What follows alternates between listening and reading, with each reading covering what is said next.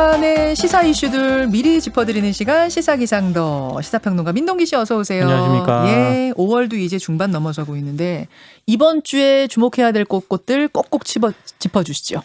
그 코로나19 백신 접종과 관련해서요. 인과성이 밝혀지지 않는 이상 반응이 나타나더라도 네. 오늘부터 방역당국이 1인당 최대 1,000만 원까지 지원을 하게 됩니다. 접종자 본인이나 보호자가 주소지 관할 보건소에서 의료비 지원을 신청할 수가 있는데요. 다만 백신과의 인과성이 명백히 없는 경우 네. 그리고 다른 질환으로 인한 이상 반응인 경우는 지원 대상에서 제외가 되고요. 지원 범위는 백신 접종 후에 발생한 중증 질환 치료에 사용한 진료비에 해당이 되고 간병비 등은 제외가 됩니다. 이게 자꾸만 접종률 떨어지고 그러니까 그렇죠. 예, 이런 어떻게 보면은 접종률을 높이기 위한 방책이 나왔다 보면 되겠네요. 그렇습니다. 그렇죠. 이번 주는 호남도 주목해야 되죠. 민주당 대권 주자들이 일제히 호남으로 집결을 합니다. 네. 이재명 경기지사가 오늘과 내일 1박 2일 일정으로 호남을 방문을 하고요. 박용진 의원도 역시 1박 2일 일정으로 호남을 찾습니다. 네. 양승조 충남지사도 오늘 광주에서 기자간담회를 갖고 5.18 묘지를 참배를 하는데요. 네. 이낙연 전 대표와 정세균 전 총리는 이미 그 광주, 전북 이쪽으로 내려가 있는 그런 상황입니다. 왜 이렇게 호남을 찾느냐? 5.18 광주 민주화운동 41주기가 있기 때문이기도 하지만 호남이 이 민주당의 전통적인 지지 기반 아니겠습니까? 그렇죠. 경선 과정에서 이 민심을 얻어야 되는 그런 상황이거든요. 참고로 민주당 그 권리당원은요. 지금 광주, 전남, 전북 지역의 전체 170만 권리당원의 35%에 달하고 있습니다. 아, 광주, 전남, 전북 지역 권리당원이 민주당 전체 권리당원 중에 35%를 35% 거기 차지하고 사세요? 있습니다. 아, 신경을 쓸 수밖에 없습니다. 공이 들만 하네요. 여당은 그렇고 야당에서도 호남 총출동하던데요. 이번이 굉장히 좀 특이한 게 하나 있는데요. 국민의힘 소속 정운천 성일종 의원이 5.18 민주유공자 유족회 초청을 받아가지고요. 오늘 추모제에 참석을 할 네네. 예정입니다. 보수정당 소속 국회의원이 5.18 유족회에 공식 초청을 받은 것은 이들이 처음인데요. 네.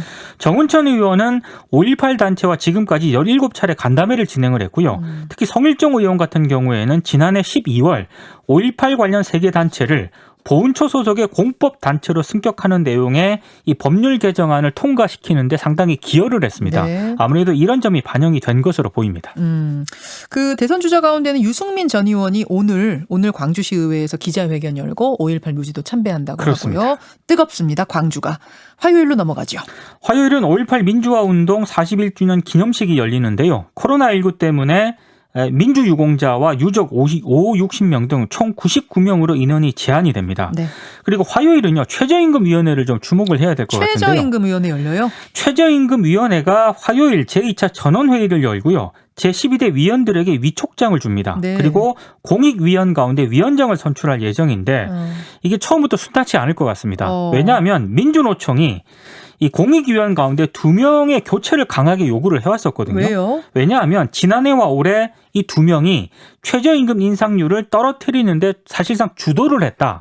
그래서 이 2사람은 교체를 해야 된다라고 요구를 해왔었는데 이번에 이들이 유임이 됐습니다.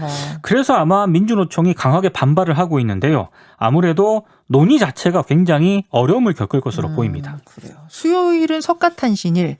이날은 뭐 스케줄 특별한 건 없나요? 쉬는 날이니 패스하겠습니다. 네, 목요일로 가보죠. 목요일은 정부 서울청사를 주목을 해야 될 것 같습니다. 네. 홍남기 부총리 겸 기획재정부 장관 주재로 부동산 시장 점검 관계장관 회의가 열리는데요. 더불어민주당이 지금 부동산 규제 완화 정책을 지금 추진을 하고 있지 않습니까? 그렇죠. 대출 규제 완화 등에 대해서 과연 어떤 정책 방향을 정부가 제시할지가 좀 주목이 되고 있습니다. 네네. 특히 당정은 현행 9억 원인 종부세 과세 기준의 12억 상향 그리고 다주택자 양도세 완화 등에 대한 협의를 앞두고 있는데요. 일각에서는 이 금리 인상이 지금 예상되는 상황에서 대출 완화로 무주택자의 주택 매입을 만약에 유도를 할 경우에 시장에 부정적인 신호를 줄 수 있다면서 정부가 규제를 고수할 가능성도 있다. 이런 전망도 나오고 있습니다. 목요일에는 이재용 부회장 공판도 있지 않습니까? 이번 두 번째 증인신문인데요. 네. 앞선 공판 기일에서는 검찰의 주신문이 진행이 됐거든요. 근데 아마 목요일에는 삼성 측 변호인의 반대 신문이 진행이 진행이 될 예정입니다. 예, 그래요. 목요일에 뭐 일정이 많네요. 통계청에서 뭐 나오는 거 있어요? 1분기 가계동향 조사 결과가 나오는데요. 아무래도 1분기는 코로나19 3차 확산이 잦아들면서 경기가 반등할 시기거든요. 네. 그만큼 국민 생활도 일정 부분 개선이 될 것으로 기대를 하고 있는데 다만 이 국민 실생활과 관련이 깊은 고용 지표 있지 않습니까? 네. 1분기까지 크게 호전되지 않아가지고요. 살림살이 개선폭은 제한적일 가능성이 좀 높습니다. 금요일에는 한미 정상회담 있습니다. 바이든 대통령이 취임 이후에 두 번째 대면으로 만나는 해외 정상인데요. 네. 아무래도 최근에 재검토를 마무리한 대북 정책과 관련해서 의견을 교환을 할 것으로 보이고요.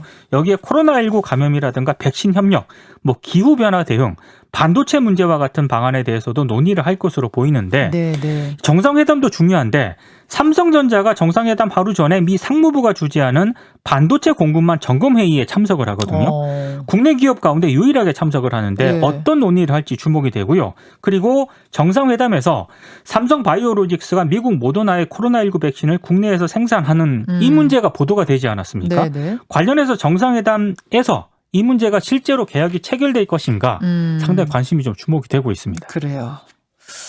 이번 주도 숨가쁘네요. 정상회담이 상당히 좀 큰 이슈 가운데 하나일 것 같습니다. 그럴 것 같습니다. 네. 여기까지 수고하셨습니다. 고맙습니다. 김현정의 뉴스쇼는 청취자 여러분의 참여로 이루어집니다. 트위터, 페이스북, 레인보우 게시판, 그리고 단문 50원, 장문 100원의 유료 문자 샵 1212, 우물정 1212 통해 참여하실 수 있습니다. 김현정의 뉴스쇼, 여러분과 함께 만듭니다.